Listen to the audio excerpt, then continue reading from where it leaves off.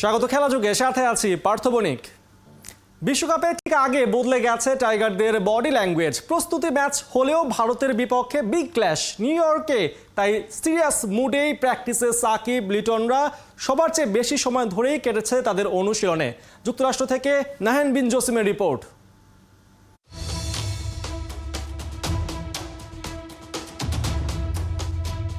প্র্যাকটিসে চরম হাতাহাতি, ট্রেনার আর সৌম্য সরকারের মারামারি। হলোটা কি? গ্যাঞ্জাম যেন থামছেই না। পাশে থাকা তাসকিন কিংবা আন্দ্রে অ্যাডামস কেউই থামানোর চেষ্টাও করছে না।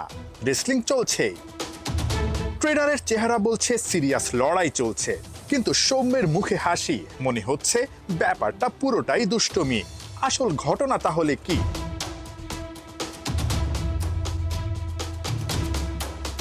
শেষমেশ তাসকিন এসে রহস্য ভাঙলেন, জানিয়ে দিলেন ট্রেনারের কাছে রেসলিংয়ে সৌম্য হেরে গেছেন। আসলে পুরো ব্যাপারটা ছিল ট্রেনার নাথান কেইলির অভিনব একটা টেকনিক। ভারতের বিপক্ষে ওয়ার্ম আপ ম্যাচের আগে লড়াই করে টিকে থাকার ট্রেনিং। ভারত শক্ত প্রতিপক্ষ, সেই শক্ত প্রতিপক্ষের বিপক্ষে নামার আগে সৌম্য সরকারকে চরম কঠিন একটা পরীক্ষাই দিতে হলো। তবে সৌম্য সরকারের মতো রেসলিংয়ের পরীক্ষা না, বাকি 3 টপ অর্ডার লিটন কুমার দাস, তাওহিদ হৃদয়, একই সঙ্গে তানজিদ তামিম, তাদেরকেও নিয়ে এসেছেন নাথান কেইলি। শক্ত পরীক্ষা নিচ্ছেন, শক্ত নার্ভ তৈরি করছেন শক্ত প্রতিপক্ষ ভারতের বিপক্ষে নামার আগে। কারণ টপ অর্ডার খুব একটা ভালো করছে না সাম্প্রতিক সময়ে। সুতরাং ভারতের বিপক্ষে ম্যাচে ভালো করতে হলে এই 4 জনকে অবশ্যই ভালো করতে হবে। একই সঙ্গে তারা যদি এই ভারতের বিপক্ষে ভালো করতে পারেন, সেটা বাংলাদেশকে বিশ্বকাপের জন্য দারুণ আত্মবিশ্বাসী করবে।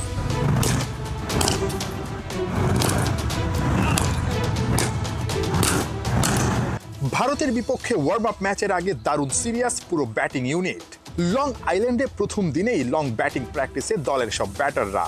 হালকা ঠান্ডাতেও ঘাম ছড়িয়েছেন দলের সেরা অলরাউন্ডার সাকিব আল হাসান।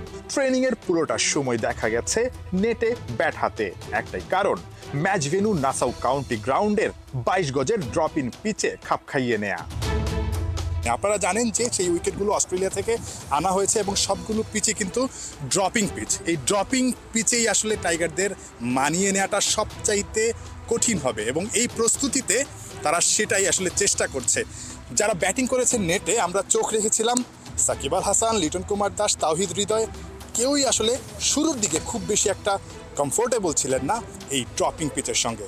বাউন্স একই সঙ্গে গতি, দুইটাতেই কিন্তু তারা খাবি খেয়েছে। হুট করেই বল লো হয়ে যাওয়া রিয়াদের হতাশা, লাফিয়ে ওঠা বল আবার হৃদয়ের নাগালের বাইরে। হালকা উঠে আসা বলের গতিতে সাকিব বোকা বনে গেছেন বেশ কয়েকবার। স্পোর্টিং উইকেট হলেও গতি আর বাউন্সের সঙ্গে মানিয়ে নেওয়াটা কঠিন। কঠিন কাজটা সহজ করতেই হবে। ভারতের সঙ্গে প্রস্তুতি ম্যাচে হবে তার প্রস্তুতি, আর অভিজ্ঞতা কাজে লাগাতে হবে বিশ্বকাপের ম্যাচে সাউথ আফ্রিকার সাথে। সবাই সিরিয়াস প্র্যাকটিসে থাকলেও অনুশীলনে মন দিতে পারেননি নাজমুল হোসেন শান্ত।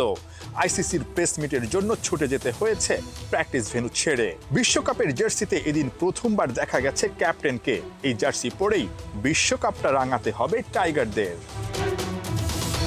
নাহিয়ান বিন জসিম, 71, নিউ ইয়র্ক, যুক্তরাষ্ট্র।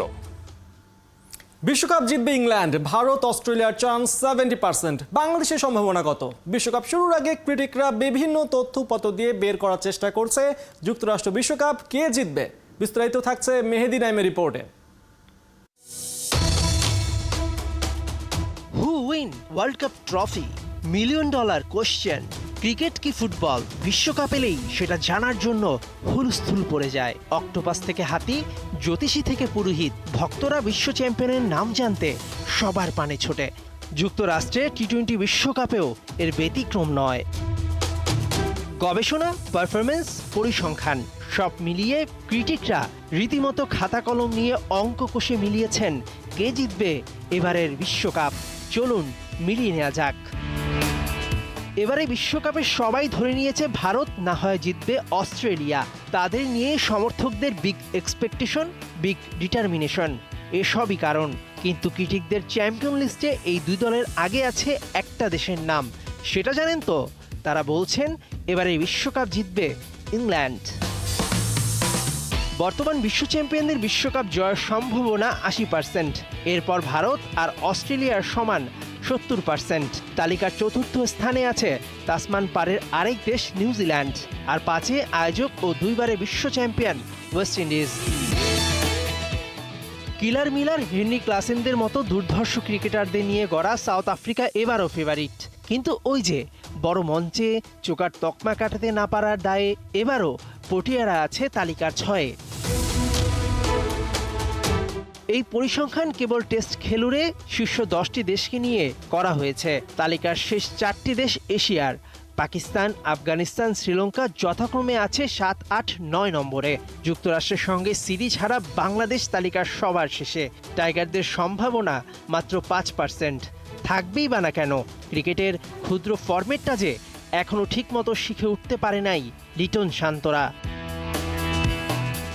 এসব পরিসংখ্যান কেবলই কাগজে কলমে। মাঠের লড়াইয়ে পার্টিকুলার দিনটায় একটা বিশেষ স্পেল কিংবা একজন ব্যাটারি 5% সম্ভাবনাকে 50% করতে পারেন চোখের নিমিষে। তাই তো ক্রিকেটকে বলা হয় গৌরবময় অনিশ্চয়তার খেলা। মেহেদী নাই 71। নেপালের তারকা লেগ স্পিনার সন্দীপ লামিচানে বিশ্বকাপ খেলার শেষ আশাটাও শেষ হয়ে গেছে। নেপাল সরকারের সুপারিশও রাখেনি দেশটার মার্কিন দূতাবাস, ভিসা দেয়নি লামিচানেকে। ধর্ষণ মামলা থেকে খালাস পাওয়ার পর লামিচানেকে নিয়েই টি-20 বিশ্বকাপ খেলার আশা ছিল নেপালিদের। সাধারণ প্রক্রিয়া যুক্তরাষ্ট্রের ভিসা আবেদন করলে সেটা রিফিউজ করে দূতাবাস। এরপর ক্রিকেট অ্যাসোসিয়েশন অফ নেপালের প্রেসিডেন্ট চতুর বাহাদুর চাঁদ নেপাল সরকারের মাধ্যমে লামিচানের জন্য ভিসার তদবির করেন, কিন্তু তাতেও কাজ হয়নি। নেপাল ক্রিকেটের কেন্দ্রীয় কমিটির সদস্য চুম্বি লামা জানিয়েছেন, এখন লামিচানের বিশ্বকাপ খেলার সম্ভাবনা নেই বললেই চলে। 2022 সালে কাঠমান্ডুর একটি হোটেলে এক কিশোরীকে ধর্ষণের দায়ে অভিযুক্ত হওয়ার পর গত জানুয়ারিতে ওই মামলায় লামিচানেকে দোষী সাব্যস্ত করে 8 বছরের কারাদণ্ড দেওয়া হয়। আপিল করার পর 15 মে উচ্চ আদালতের রায়ে খালাস পান লামিচানে। সাফল্য এনে দেওয়া সেই লঙ্কানকে আবারও ফেরাচ্ছে বাংলাদেশ ক্রিকেট বোর্ড। শ্রীলঙ্কায় নাভিদ নেওয়াজ আবারও দায়িত্ব নিতে যাচ্ছেন বাংলাদেশ অনূর্ধ্ব 19 দলের। খেলাযোগ জেনেছে জুনের শেষ সপ্তাহেই নতুন চুক্তি করে ক্যাম্প শুরু করবেন যুব বিশ্বকাপ জয়ী নাভিদ। বিসিবির game development chairman Khaled Mahmud Sujon মুগ্ধ লঙ্কানের কাজের ধরন আর সূক্ষ্ম পরিকল্পনা দেখে। সাইফুর রূপকের রিপোর্ট। ছোট মরিচের ঝাল বেশি, প্রবাদটা বাংলার ক্রিকেটে বেশ খাটে। জাতীয় দলের বড় কোনো সাফল্য নাই। বিশ্বকাপ, এশিয়া কাপ, দুটো ট্রফি বাংলাদেশ অনূর্ধ্ব 19 দলের শোকেসে। গেল ডিসেম্বরে এশিয়ার রাজা হয়ে জানুয়ারিতে সাউথ আফ্রিকায় যুব বিশ্বকাপে গিয়ে হোঁচট খায় বাংলাদেশ।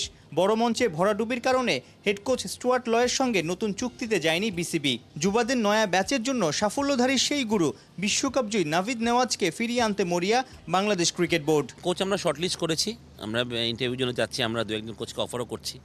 দেখি আমরা চেষ্টা করবো যাওয়ার একটা বেস্ট কোচকে তুলে আনতে, কারণ আমার মনে হয় যে এই লেভেলে আমাদের ভালো কোচিংটা দরকার। শোনা যাচ্ছে যে বিশ্বকাপ জয়ী নাভিদ নেওয়াজ, তাকে আপনারা আবারও ব্যাক করার চিন্তা করছেন।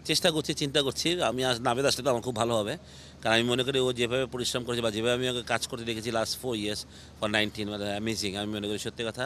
অ্যান্ড আমি জানি না উনি আসতে চাবে কি চাবে না, বাট ও আসলে আমিও খুশি। আপনারা চেষ্টা করছেন তো নিশ্চয়ই? হ্যাঁ, আমরা চেষ্টা করছি, দেখা যাক বাকিটা। সাফল্য পেলে সবার কদর মেলে। 2020-এ লঙ্কান মাস্টারমাইন্ড নাভিদের ছকে বিশ্বসেরা হয় বাংলাদেশ। তাওহিদ হৃদয়, তানজিদ তামিম, শরীফুল সহ বিশ্বকাপ জয়ী স্কোয়াডের অধিকাংশই এখন খেলছেন জাতীয় দলে। ওদের পোক্ত করার বড় কারিগর নাভিদ।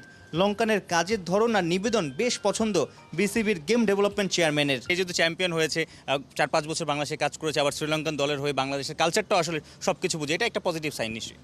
আমি মনে করি সে খুব ডেডিকেটেড। সবচেয়ে বড় কথা, সে ভেরি ডেডিকেটেড। যখন করোনা ছিল তখনও কিন্তু সে বাংলাদেশে এসছে, ক্যাম্প করেছে, ওর মাঝেও বিকেএসপিতে ক্যাম্প চালিয়েছে। তো এই যে ওর ডেডিকেশন ছিল বা ওর চিন্তা ছিল, বা আমি তো বললাম যে 4 বছর আমি যে হার্ড ওয়ার্কটা করতে বা ছেলেদের সাথে যেভাবে মিশে গিয়েছিল, আমি ওরকমই একজন মানুষকে চাই যে আসলে আদায় করে নিয়ে আনতে পারে। আসলে সত্যি কথা বলতে গেলে, যেহেতু পরের বিশ্বকাপটা জিম্বাবুয়ে এবং নামিবিয়াতে, আফ্রিকান মহাদেশে, সেই জায়গাটাতে আপনি ওই প্ল্যান করে আসলে সামনের ট্যুরগুলো কী হবে, আপনাদের প্ল্যানটা কী হচ্ছে? আমরা ওইভাবেই করি। আমরা চেষ্টা করছি যে আফ্রিকাতে ট্যুর করা, জিম্বাবুয়ে, সাউথ আফ্রিকা।